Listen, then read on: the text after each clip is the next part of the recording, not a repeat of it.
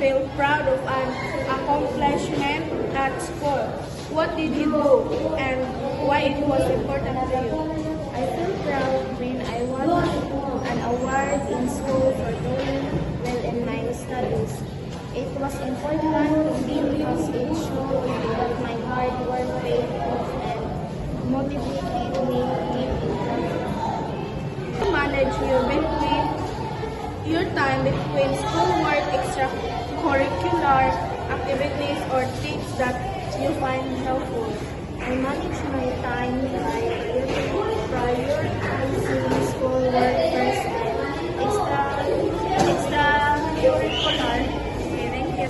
Have you ever faced a difficult situation or conflict with a classmate or teacher? How do you handle it and why did you learn from the experience? I faced a conflict with a classmate but resolved it by talking English. I learned the importance of understanding and listening. Do mentally healthy students show progress and their personal growth and development?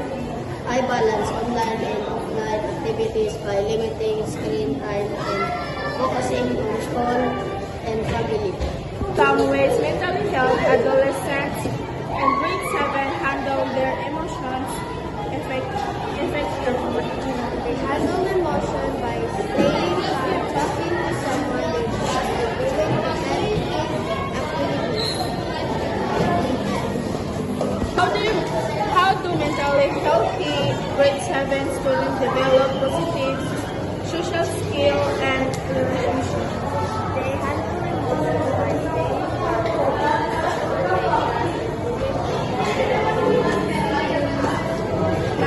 Can you give example of activities students may engage in their and to reach their goals?